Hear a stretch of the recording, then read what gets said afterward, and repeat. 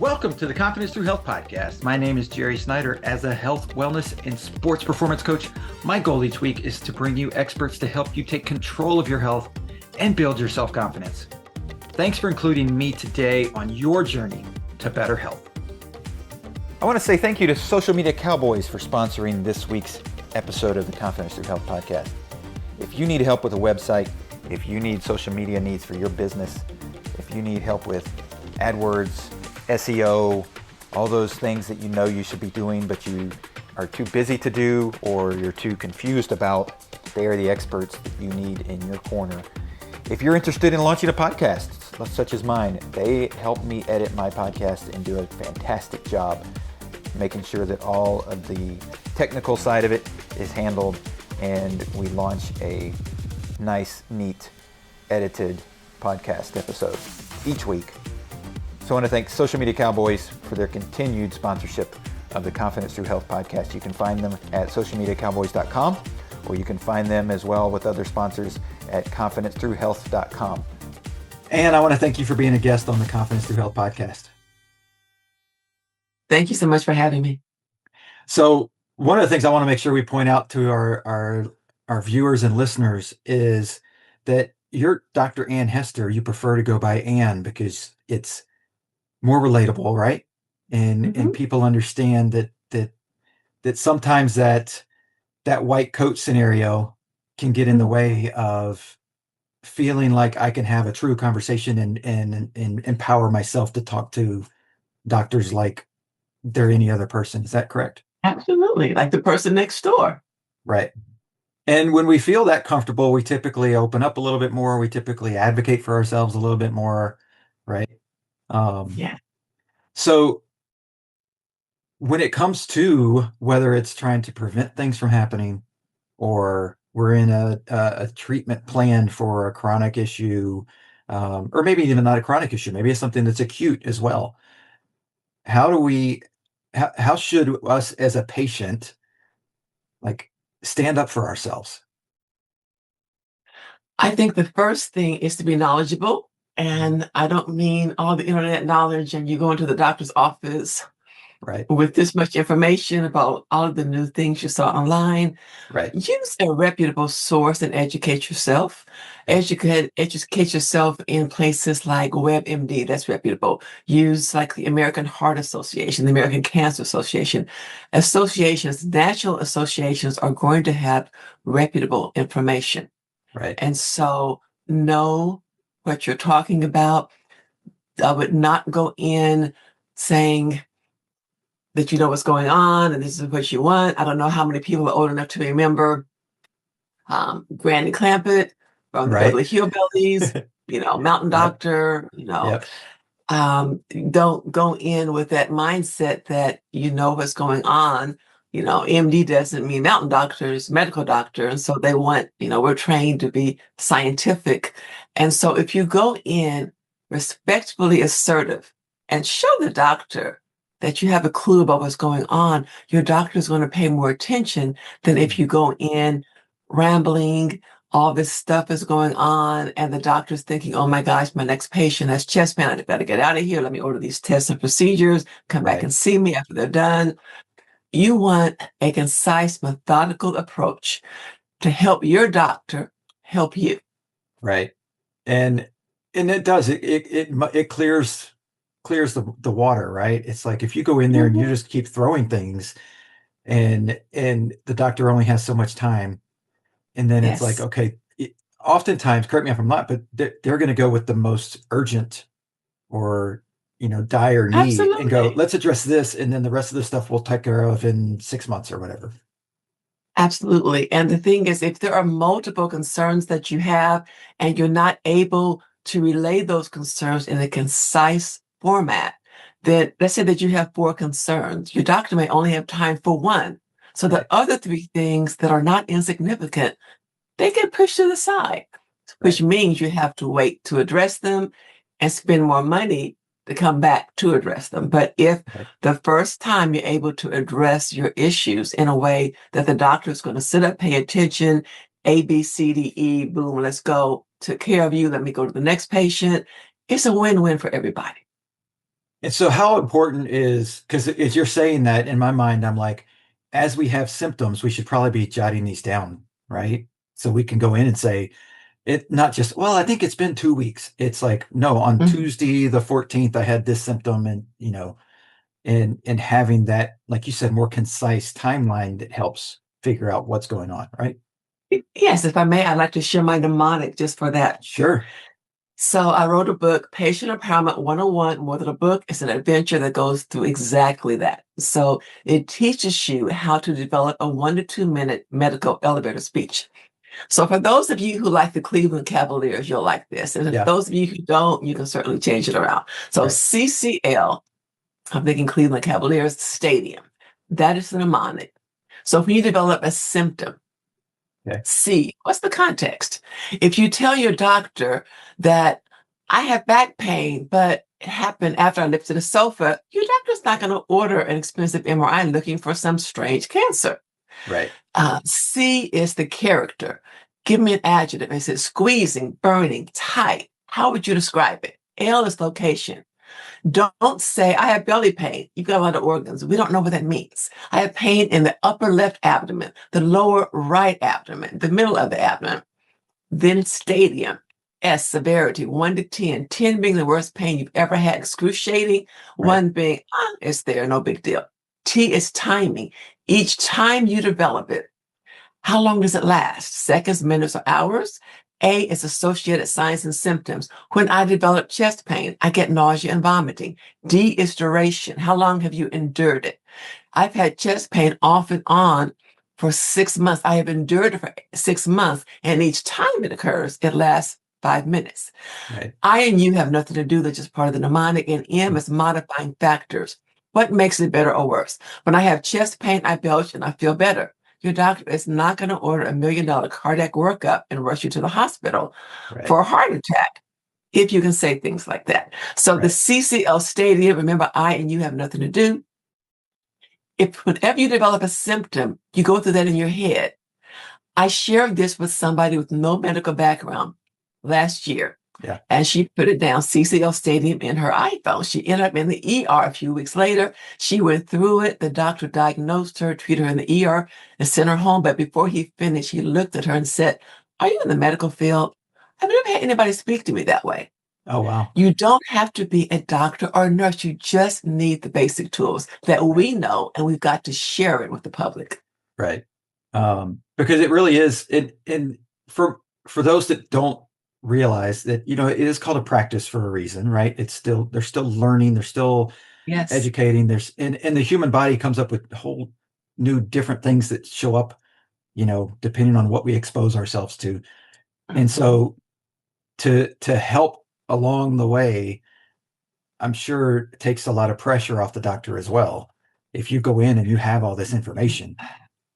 Absolutely. And one thing that's really important, we're human. Yeah. You know, little Johnny has a soccer practice. I need to get out of here soon. Right. My stomach hurts. I haven't eaten all day. Anxiety, depression, sleep deprivation, all of these things. You are sitting talking to a human being who is as fallible as you are. And Right. so when you package your information in a way that will help him help you in a quick, inexpensive manner, everybody wins. Right. And so, like you said, I love it, like you said, because I tell people all the time to put stuff in their phone, right? Like, Mhm. as soon as it happens, put it in your phone, just so you've got it. Because then you can also always go, but you don't have to, the timestamp's there. Like it's, when you Yes, save it, it's timestamped. So you can go back and go, oh, yeah, that was that Tuesday. Because you may have a symptom that comes up and you're like, oh, that was weird. And it may go away. It may be something that you need to address in 6 months or 8 months because it may not come back till then, but it may be an underlying trigger to something bigger. Your body's just able to handle at absolutely. that moment, right? Yes. And so, So sometimes, I'm sorry, you go ahead, sir. well, I was going to say, so you're one of the things I saw in with your book, but also that you've got a PTR reset system. And I wanted to Yes, dive into that a little bit and let people know some of the things that we can do on our own to help prevent those chronic diseases that we see Mhm. all too often going on in our country right now. Certainly. So I am a board certified internal medicine doctor, and that is my hat as far as Patient Empowerment 101, that book. Right. But a few years ago, I wanted to develop a platform where people could go to understand their conditions in a very simple way. And I started hiring doctors to create courses. And I hired one. She was a lifestyle medicine doctor. I didn't know what that meant, but it sounded interesting. So as I recorded her course, I just sat there with my mouth wide open. I've been a doctor for decades. How is it that I had no idea that medical science has all of this data on ways to prevent, treat, and reverse disease? And so I picked this up and I decided to go back and get the training to sit for the boards for lifestyle medicine. So I subsequently became board certified in lifestyle medicine. And for those of you who don't know what that is, it is an emerging medical field that is sweeping the world. It's available in over 57 countries now. Instead of putting a Band-Aid on a disease once it occurs with this is the pill, lifestyle medicine is based on decades of research showing ways to prevent, treat, and reverse diseases naturally. This is backed by the American Medical Association, and they put out a resolution in 2017 saying doctors need to learn and apply lifestyle medicine because the research is that profound. Yeah. I'm talking about decreased risk of breast cancer or living longer if you have breast cancer. I'm talking about the ability to regress some of the blockage in the arteries of the heart. Heart disease is the leading cause of death. Some people with diabetes, type 2 diabetes, can come off of their insulin or their pills. That painful nerve damage they feel every day can dissipate. Right. That's only the tip of the iceberg. So lifestyle medicine is huge, and there are 6 pillars. The first is a whole food, plant-predominant, plant-based diet. Right. So that basically means cut out the ultra-processed foods. I'm not saying never have a bag of chips. I'm saying if you add all of these fresh fruits, vegetables, grains, nuts, herbs, and seeds to your plate, and it's like you're looking at a rainbow in your dinner plate, there's not going to be a whole lot of room left for that piece of meat. Right. Surprisingly, to a lot of people, you can get all the protein you need without eating meat. Right. But if you eat meat, minimize the red meat. Red meat has been associated with colon cancer. Minimize the sausages and the bacons, all of those things, those ultra processed meats, those are associated with chronic diseases. Right. And so that's the first thing. When you do that, your gut lights up. Your gut is the second brain. Yep. And so you are feeding the trillions of organisms in your gut. I mean, they deal with everything from inflammation to your immunity. People who are on Prozac or Paxil, those drugs are in a class called SSRI, selective serotonin reuptake inhibitors, where your gut makes 90 to 95% of serotonin in your body. If your gut is happy, you're more likely to have a better mood, have less depression, less anxiety. All of this is natural. Your body has natural ways to address many things. Yeah. The next pillar is meaningful movement. You don't have to join a spa. You don't have to run a marathon, but keep it moving. The national guideline includes 150 minutes a week of moderate activity, like walking 3 miles an hour, 75 minutes a week of vigorous activity, like jogging or some combination, plus 2 to 3 days of strength training. You don't have to do it all in 2 days. Right. Do it throughout the day, over time, 5 minutes here, 10 minutes here. Throughout the day, get up and do something. Don't just stay seated. Sitting is the new smoking. When you spend a lot of time binging on movies or other things, you partially negate that run that you did the other day. Yeah. And so don't stay seated. Don't stay sedentary. Right. The next thing is connections. When you have those loving connections, you release a hormone called oxytocin, the love hormone, and that counteracts some of the harmful benefits of cortisol, which is the inflammation hormone, and that is associated with many conditions. Yeah. You can even get a puppy. You know, just the love really matters. And then you have stress. Chronic stress is a killer. You need cortisol if the pit bull next door is chasing you, but you don't need it to be turned on all the time. You would not spend all of your money to buy a Maserati and then put your foot on the accelerator and leave it down, Right. and you don't have any oil. Yeah. You don't want to do that. And Yeah. your body likes cortisol in moderation. But when you turn it on high and you leave it on, it causes damage. It's associated with inflammation. Just take the brain alone. Chronic cortisol elevation is associated. Chronic stress is associated. All of these things are associated with a shrinkage of important parts of your brain that you can see Right. on MRI. Your Right. prefrontal cortex, that is like the CEO of your brain, it deals with your higher cortical functions, that shrinks. The hippocampus, that deals with your memory, that shrinks. The amygdala, that deals with your anxiety, that gets bigger. So you can do an MRI before and after chronic stress, and you can see the structure of the brain has changed. Yeah. And then we have sleep. Sleep is extremely important. Yes, it We live in is. a society that says, hey, if I can get by on 3 hours and be productive, I'm doing something. Yes, you're doing something, you're lowering your life expectancy Right. because there are so many things going on if you are not sleeping adequately. Your inflammation, your hunger hormones, your cortisol, you name it. You don't have the lymphatic system going to work, sweeping away the toxins when you're sleeping. And then, we have the stress, we have the sleep, we have the connections, the movement, and the diet. The next thing is toxin avoidance. Mm. We know that cigarette smoking is bad for you. Too much alcohol Right. is bad for you. Even a drink of alcohol a day increases a woman's risk of breast cancer. Right. But we don't often think that every day we're lathering on this perfume and this lotion with the fragrances in it. We're putting it into the biggest organ of our body, our Right. skin. It's absorbed into the body. So whether it's a matter of the lotions, the perfumes, the toothpaste, the deodorant, putting those on the skin, smelling all of the household cleaners that you're using Right. them, absorbing through your skin. There are so many things that put you at risk. The preservatives in your food, Right. the herbicides, the pesticides. I love ewg.org. You can go there, Oh, yeah. you can put in your products, and you push the button, and you can see a list of the components. This component is associated with endocrine disruption. It's the endocrine disruptor, and it gets your hormones off. Right. This one may be associated with eczema. This one may be associated with cancer. You can see a list of what you're putting on or in your body. And they even Right. have an app that you can take with you to the grocery store. Right. So those are the 6 pillars. So I want to touch on a couple things that you said because they're things that I've seen research promote and I've talked to people about. And with the movement, you specifically said 3 miles per hour.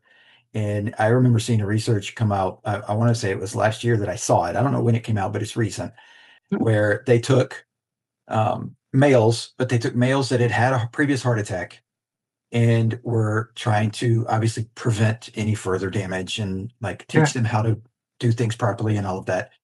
And Mhm. 2 different groups. One group was exercising, but they didn't control how fast or anything they did. The other group was exercising, and they were maximizing 20 minutes at 3 miles per hour walking every day. And the group that maximized up to 3 miles per hour had 0 return of heart issue incidents, and the other group had, I can't remember the percentage, but there was some. All that matters is there were some versus none, because that they determined that 3 miles per hour was enough of a intensity level on the body to help it like use that that force of the blood going through to clean things up, to help the arteries from getting more damage to them, and all of that thing. So when you said 3 miles per hour, that immediately popped in like, oh my gosh, that's the research that I saw that shows that as well. And so all of my clients that I work with that are overweight, trying to lose weight, that are elderly, in their 50s, 60s, 70s, that's the magic number that I try and get to, right? Like I just like, if we can get to that speed, anything above that, hey, if you want to and you want to, go more than that, if you can do it in a healthy way, that's fine. In a slow transition to get there too, right? We're not going to go Absolutely. from couch to running 6 miles per hour. Yeah. But doing it correctly, there's definitely research that shows that that's sort of a magic number. And And the other was, also, oh, go ahead. go ahead. I'm sorry, go ahead. Go ahead and talk on that because then I'll bring out the other topic. Anything matters. So if Yes. you're a couch potato and you get up and you walk 2 days a week for 10 minutes, you're Right. doing better than when you're a couch potato. Right. And so it's graded. Yeah. And so your body may not you may have chronic diseases, whether it's arthritis or whatever the case may be. That 3 mile per hour guideline, that is a national guideline that's for the general population. But Right. your doctor can tell you what is best for you because 3 miles an hour may not give you what you need if you're going to be causing further joint damage and you speed up your Sure. hip replacement. Right. And so these are general guidelines, but of course, everything is based on your conversation with your private doctor. Right. And then the other one was when you talked about cortisol and in the increase in cortisol, there's so many things that you can find that correlate to that staying in that fight or flight in that high level of cortisol because it leads to increased belly fat, right? It throws off Yes. so many other hormones, right? Because your body's just dealing with this flood of cortisol all the time and it can't figure out what to do with the other stuff. And some of them balance off each other, correct? Yes. And like, for instance, the oxytocin, the love hormone, Mhm. that kind of counteracts the effects of cortisol. And so that may be why you can live longer with the love connections because you're Right. doing something to dampen the effect of cortisol. Yeah. And so it's not just knowing what these levels are for yourself, but knowing how they balance with each other. Like you said, in exercise doesn't, allow you to have a bad diet, right? No. Like you have to work together with these things because otherwise there's underlying internal things that you may not see. Just because your weight doesn't go up doesn't mean you're staying healthy internally. That's true. And so there are 6 pillars, and 1 + 1 + 1 + 1, you add them together, that doesn't equal 6, it equals like 160. Right. And so they work synergistically, they add up, they work exponentially. And so if you're a couch potato, but you eat a lot of kale, you've done something, but you're still a couch potato. Right. And so you really want all of these things, you want all of these things to work together because once you do these things together, they feed off of each other and you get a much better benefit than if you do any one in isolation. Right. And it's also something that, like, well, first off, none of these things, they might be behavior changes that could be difficult from a mental standpoint or a habit standpoint, but none of them sounded like they're massively difficult, right? It's not like we're trying to learn brain science in 2 days and pass a board certification when we've never studied it at all. It's, it's stuff that just, it's change. Mhm. And micro habits help. And I like to tell people to create smart goals for themselves. Mhm. So, for instance, if they say, I want more green vegetables, S is specific. I want to eat more green vegetables. M is measurable. I want a cup of green vegetables and 3 meals per week. A is achievable. Go to the store, if it's close by. Sure. R is relevant, is very relevant to your life expectancy and your health. T, time bound. Try it for a week and then reassess. So create smart goals. So if you do them one at a time, this is my smart goal. Right. I want to increase my exercise to this level. You master that. Then you want to increase it, the measure, going from 10 minutes a day to 20 minutes a day. That may increase. You may say, I'm sleeping 4 hours a night. Let's go to 6 hours a night and then move it to 7. So if Right. you create smart goals and try to do this over time, you're more likely to be successful than if you listen to the podcast and say, I'm going to do all 6 pillars tomorrow. Right. You're probably Yeah. not going to make it. So Right. let's be realistic. Know yourself, know what motivates you, Mhm. know your limitations, and go stepwise. And if you do that and you create a smart goal regularly, in 6 months, you'll be so much further ahead Yeah. than you are today. And change the easiest thing for you first, right? To build momentum. Mhm. Yeah, right? absolutely. Those good Like, wins, those quick wins make you feel good and let you know that you can accomplish. So don't set yeah, these lofty goals and you don't make it and you give up. right, Smart goals, a little bit at a time, and then feed on them, build upon them. right. And I've talked to a lot of people that'll say, "Oh, I could never get rid of that for the rest of my life." And I'm like, we're not, don't think about that. That's too big of a chunk. If you're thinking that you're Mhm. going to live another 30 or 40 years, that's way too much for anybody to try and comprehend living Yes, without something for that long. It's, can I reduce this out of my diet for the next, 3 days, 7 days, and leave it at absolutely. that, because one of the things that will happen is that behavior becomes easier, right? And we Mhm. start habit stacking the good things that we're eating and replacing it with. But from a physiology standpoint, taste buds start to change, right? The cravings start to change. All those things change over time. And Yes, if we give ourselves an opportunity with small steps, it becomes much more likely that's going to happen. absolutely. And I want to share something with you. I used to be a double cheeseburger, French fry Yeah. person. Go to the drive-through, get it for a Mhm. buck. I would probably throw this stuff up right now if Yeah. I tried to have a double cheeseburger Yeah. because over time, my taste buds have changed. My enzymes for digesting these things have changed. So I can eat something like a Beyond Burger if I want Hmm. to. I can create myself a burger Right. because I'm a vegetarian now. Hmm. But the things I used to do, they don't work with me. If I try to eat a white bun, I'm going to Hmm. immediately feel like blah. It's like Right. my serotonin levels just plunged.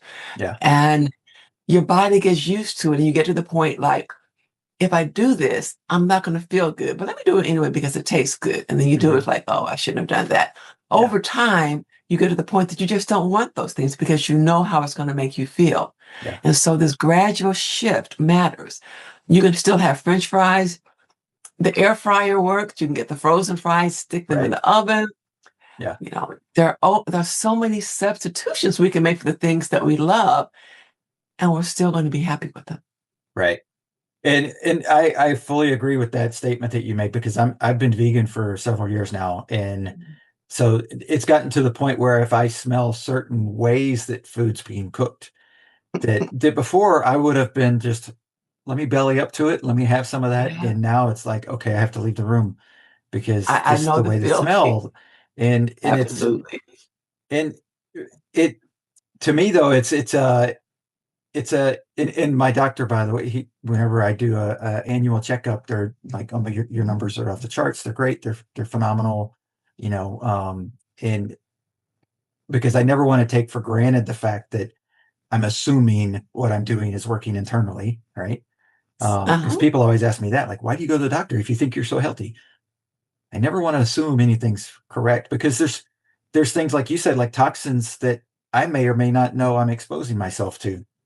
Yes. And so being able Agreed. to make sure that everything's correct, um and and and that creates a a different communication with the doctor when I go in. We talked about before, like having this long list. Now I go in going, is everything correct? Am I missing something? Mhm. Is there something that I can change to make it better? Because I don't want to just be waiting for disease to happen. Absolutely. That is extremely wise. And unfortunately, so many people do that. It's like they see this tsunami coming Mhm. and it's like, well, it's far away, so I'm not going to worry about it. And then the next year it's a little bit closer and the numbers are off. I'm not going to worry about it. And then boom, it smacks you in your face and you can't get away. Yeah. That is often the mindset. And so many people pass away early from the diseases that are preventable, treatable, or reversible. 8 in 10 visits to the doctor in this country are due to lifestyle related issues. So Oh, that lets wow. you know how much power we have to turn it around. Wow. And in the turnaround piece, that's not, there's not an age like limit to No, that, right? That's, never too late. the body will start to change and heal itself if you provide it the correct things and avoid the things that it needs to be avoiding.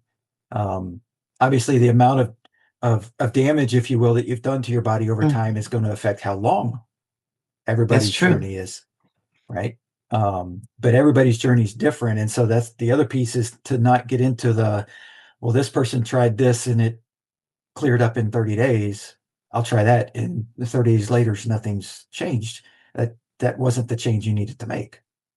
Right. I've had people tell me, well, my uncle, he smoked 2 packs of cigarettes a day. He lived till he was 90 years old. There are going to be outliers. So don't Right. judge your success based on somebody else, because Mhm. of all the people who smoke 2 packs a day, a fraction of them are going to live to be that long. Right. And so focus on you and not everybody around you. Right.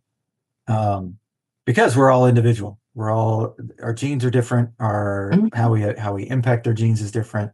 And so, yeah, being able to understand that I have to look at myself, which is also, again, back to relating that to the doctor. If we go in with our own scenario tailored to who we are and what we do, then it's much more likely for the doctor to be able to figure out what's going on with us. Absolutely. And I want to touch on the gene issue. Mhm. Epigenetics teaches us that 90% of our conditions are based on habits. Right. 10% of our conditions can be attributed to our genes. And so we have this switch inside, and every day we make decisions that move that switch toward disease or away from disease. There are very few diseases that are transmitted in such a way that they're dominant, meaning Right. no matter what you do, you're going to get it full blown. Right. Most of them are multifactorial, meaning the things that happen around you, the things that you do, the choices that you make will determine the extent to which those genes are expressed. So you can have a mother, father, brother, sister with diabetes. That doesn't mean you're going to get it. Right. That means, for instance, in some cases, you have relatives who have it because they made the same lifestyle choices, not necessarily that you are definitely going to get it. You may have a genetic predisposition to it nonetheless, but if you do all the right things, you're less likely to have it full blown. And if you Right. develop it, you're more likely to be able to control it with less medication or no medication at all. Right. Um, and that's true for so many gene markers. And so Absolutely. is it good to know what your gene markers are and what you're, quote, predisposed to? Like, or is that more of a, some people can have it and some people just, like, it doesn't matter if you know it or not, if you're doing the right things. From my standpoint, knowing your family history, I Mhm. mean, that's good. You know what your mom had, your dad had, brother, sister, maybe aunt, uncle. If you know the closest people to you, your first degree relatives, mother, father, brother, sister, your kids, that is huge. You're going to Yeah. have some second degree relatives, cousins, and so forth, and know as much of your family history as possible. But even that being said, if you follow those 6 pillars of lifestyle medicine, whether it is a predisposition to breast cancer Mhm. or to diabetes or to heart disease, you're still doing those things to optimize your course. Right. Right. Um, because and to touch on that as well, the other side of it, if you could have none of the markers for certain cancers or diseases, but if you do all the wrong things, you're going to develop them Absolutely. because, Absolutely. That's an excellent point. yeah. So can it benefit you? I guess it's more of those, like, if you could tell the future and know that this promotion was coming at this date, does that benefit how you work over the next, 2 years before that comes? I don't Mm. know, right? Like, and so it's, some people can handle it and some people can't, but I know people that have gone and gotten tested and they're like, oh, I've got the marker for this. And I'm like, okay, well, how does that change what you do? Yeah. Right? Because that's the ultimate. That's a double-edged sword. It Mhm. can make people feel defeated or it could Right. motivate people. Right. And so, if you just know your family history, I think that that is a significant issue Mhm. that's going to help you move forward. But if you have on paper, oh my gosh, I have this gene, chances are you still deal with epigenetics. Your Right. habits will determine if that gene is expressed fully, minimally, or moderately. So you Right. can still choose how much that gene is going to be expressed. Mhm. So the more important thing really when you go into the doctor's office for your annual visit is if you're not dealing with something at that moment, right, symptom wise or anything, it's how has my journey changed since last year, right? Am I heading in the right direction, the wrong direction, or am I staying level? Yes, that would be a great way to approach it. Yeah. And certainly get your doctor's input because there are new things coming out all the time. But the goal is for you to be the center of your healthcare team and to be equipped with the knowledge to optimize your care because nobody cares as much about your longevity and your vitality as you do. Right. Yeah, because the last thing you want is to go in and say, oh, your numbers look fine, but they may be trending in the wrong direction, but they're still normal, quote unquote, in the range. But you may be trending in the wrong direction to where if that trend stays in 5 years, now you're going to be outside normal and dealing with something. That's true. And numbers don't tell the whole picture. You can have beautiful numbers, and maybe the doctor didn't check your CRP, your level of inflammation, which is not typically a test you always check. Yeah. May not have checked this, or this. There's so many different tests. So the routine lab tests, they don't give you the whole picture. They give you a general overview of some of the things like, are your kidneys working? How's your liver working? How's your potassium? Things like that. But it does not give you everything. Right. So you got to take all that. And this is, I think, probably the difference where the lifestyle medicine comes in. You take all that, plus you add in, what are you doing in your life to then go, here's, if we project this, this path out to 5, 10, however many years, these are the things that could develop based on what science has shown, these habits create these issues in the future. Absolutely. So, Anne, how can, I know the book, Patient Empowerment 101, how can people get that? How can they follow along and connect with the things that you're helping people with? Okay. So Patient Empowerment 101, more than a book, it's an adventure. It's on Amazon. It's also on Kindle.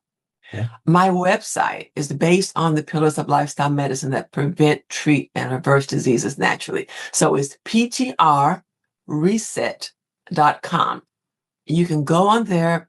You can sign up for a free course that will go over the pillars of lifestyle medicine. And if you like that, you want to move on, you can certainly do that. You can also sign up for a variety of free live sessions with me. So there are many master classes, different times, different days. I'm always updating and adding more information, more time slots, and so forth. Right. So you can sign up for either of those, or if you want to reach me, just fill out the contact form on the site. And that's where I am now. Next month, I'll be launching a series of coaching apps, but cool. more to come later. But those things will be on the ptrreset.com website in the future. Awesome. That's awesome. Well, I love what you're doing, and that you're taking the knowledge that you've got from the more traditional medicine side and bringing in, if you've got this chronic or acute thing going on, right, that needs to be addressed, obviously. But how are we going to either, treat or prevent it from getting worse with these lifestyle changes that again, I said earlier, they're more of an issue from a behavior thing than they are an expense or a difficulty level. Exactly. Yeah. So we all have the power to make those changes, and we need to take that power, step into who we can be, because what you don't want to do, and I've seen that so many times, is find yourself older with all these chronic diseases. Your medical bills are out the wazoo. No day is a comfortable day for you. And then look back and say, I could have, should have, would have done this. Right. Yep. And nobody really wants to have their feet to the fire going, now I have to make these changes, or all these other, massive things are coming, which includes hospital stays and, massive financial situation, when it could be just some behavior changes that they could have made 10 or 15 or 20 years before that. Absolutely. And they're free. Right. So, and I want to thank you so much for being a guest. It's been great. Thank you so much for having me. Thanks for checking out the Confidence Through Health podcast. Please subscribe, post a review, share this episode with those you love who need a little extra help with their health journey. Visit allinhealthandwellness.com to learn more about the coaching programs that I provide. All episodes are produced by the Social Media Cowboys, your source for all online marketing needs. Go to socialmediacowboys.com for more information.